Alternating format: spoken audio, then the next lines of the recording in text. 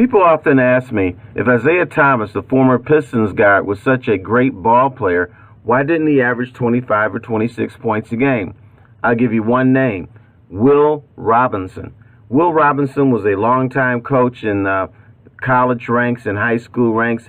He was a Pistons consultant and scout, and he was always in Isiah Thomas's ear.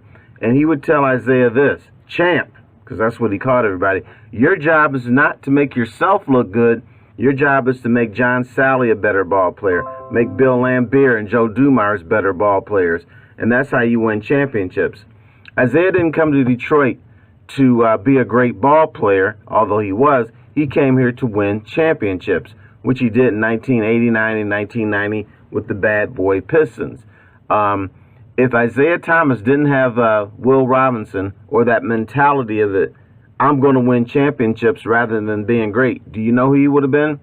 Allen Iverson.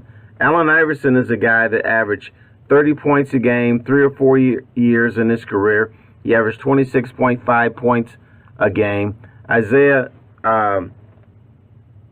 averaged 19 points a game, but a lot more assists, and his job was to make the Pistons a better ball club.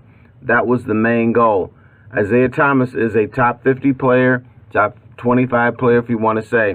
But the reason he didn't score all those points, championships meant more to him than individual accomplishments. And that was taught to him by Will Robinson. So then Isiah Thomas quote tweeted that and had this to say, "Let it be known, my mentors, the great Will Robinson and John McClendon at Terry Foster, legends, champions, Detroit Bad Boys and Pistons." So you got the seal of approval from Zeke on that one, Terry. Which is good. I appreciate that. We had a history. We didn't get along at first, and we got into this huge argument in the dressing room that Vinnie Johnson had to break up. And so what happened was, it was the year the Pistons were playing the Bulls in the playoffs, which they did every year, it seemed.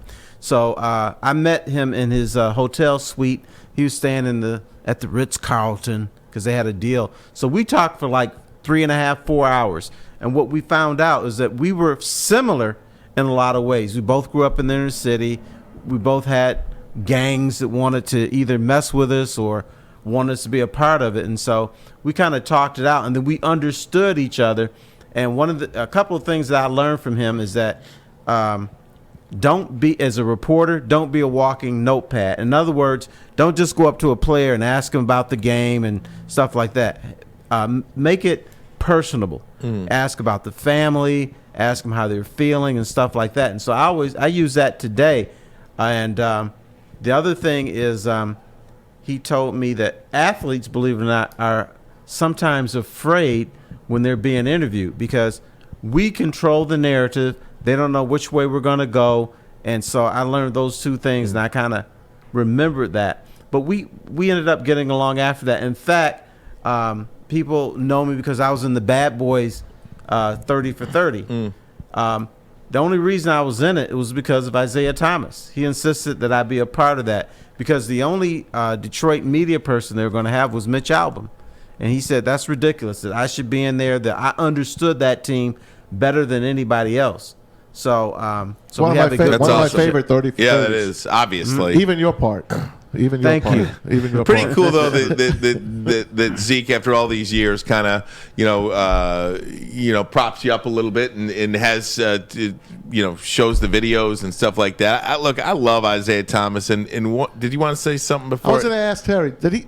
I'm seeing stuff on YouTube here. I think YT Sparty even wrote it. Is it true that he did not like Detroit?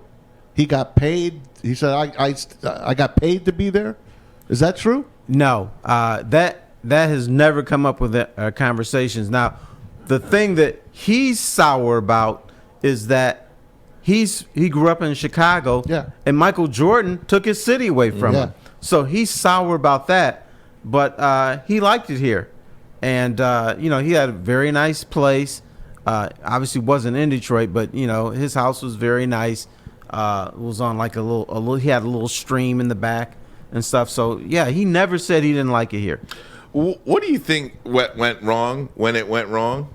Like, when Joe Dumars took over, what's his relationship like with Joe now? Are they cool or are they not cool?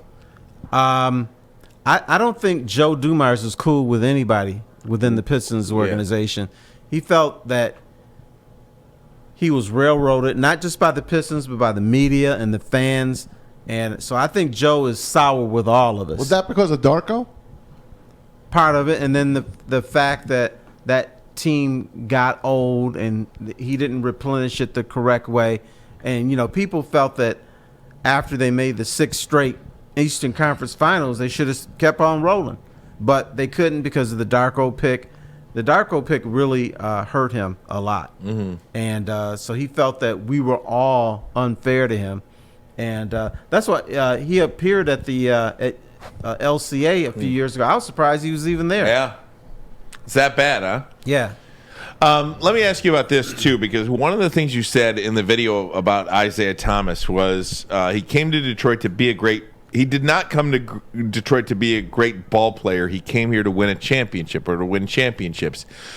What do you see today with players, NBA, NFL, coming out, the mentality of the player today? These, for lack of a better way to say it, I guess they are kids to me.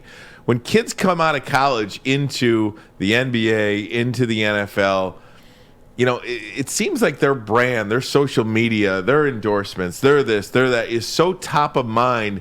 I feel like, and correct me if I'm wrong, more people worry about being a ball player and taking care of their own brand than the organization that they're playing for and winning championships. Yeah, I think what happens is until you hit age 27, you want to get paid and you want to show that I can hit any shot. I'm a great player. It's all about me. Mm-hmm. And then at 27, you're like, oh, damn, I'm 27 years old. I don't have a ring. I got paid. And that's when I think guys start thinking about championships. Isiah came in the exact opposite. He came in from day one. How do we win a championship in Detroit? Because I think the Pistons organization, they weren't interested in being a championship organization. What the Pistons wanted is they wanted to win their 50 games. They wanted to advance as far in the playoffs as they could, and they wanted to sell out the Palace. And if you won a championship along the way, okay, fine, we'll keep it. But that wasn't top of mind. Isiah Thomas changed the mindset of an organization, which is a tough thing to do when you're 19 years old, particularly today. I mean, I think Cade Cunningham could do that if he had that mentality. He doesn't have that mentality. I think I think his mentality is, okay, I'm playing with a bunch of scrubs. Yep. But I want to make them the best players that I can. He's not thinking championship yet. I think he has it, by the way.